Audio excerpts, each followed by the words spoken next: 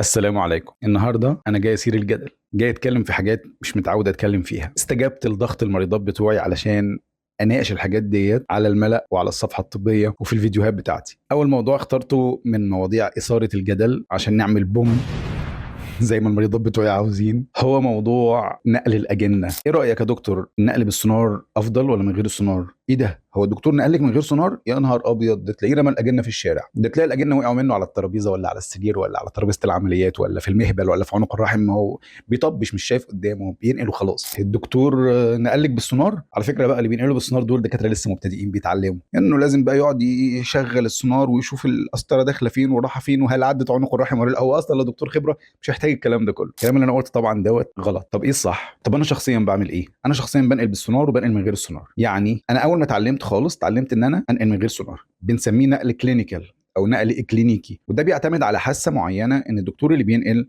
من خلال خبرته في انه شايف ان القسطره دي بالشكل ده عدت عنق الرحم. اولا هي مش حاجه الناس بتتعلمها في يوم وليله، دي حاجه محتاجه فتره كبيره جدا عقبال ما الدكتور ياخد باله ويعرف ان ايديه كده بالشكل دوت والقسطره تدخلها بالشكل دوت من غير مقاومه عدت عنق الرحم، وبعدين يزقها سنتي او 2 سنتي كمان ويبقى عارف انها كده دخلت في الثلث الاول من الرحم، وبعدين زقها اكتر شويه ويعرف ان دلوقتي في نص الرحم بالظبط. دي حاجه ما بنتعلمهاش في يوم وليله، دي حاجه بتحتاج سنين علشان نتعلمها. وكلمه سنين دي كلمه حقيقيه. علشان كده الخبره في مجال الحقن المجهري بالذات هي اهم حاجه. خبره في مجال الحقن المجهري غير الخبره في مجال المناظير.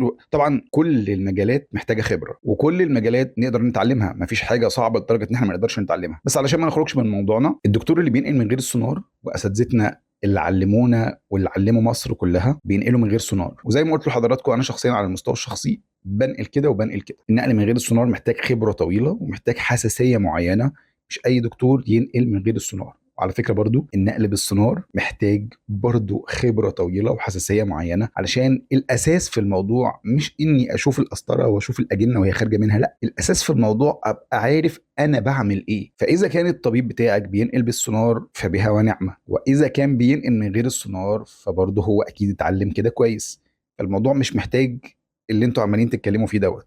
ولكن أؤكد إنه الحقن المجهري وخطوة النقل بالذات محتاجة خبرة طويلة الناس ما بتتعلمهاش في يوم وليلة. وإذا كان الدكتور بينقل بالسونار أو بينقل من غير السونار، بينقل كلينيكال زي ما قلنا أو بينقل بالسونار، فده راجع لراحته وللطريقة اللي هو متعودها ولخبرته. ثقي إنه اكيد الدكتور بتاعك مش هيعمل حاجه تضرك بعد ما مشيتي مع البرنامج ده كله.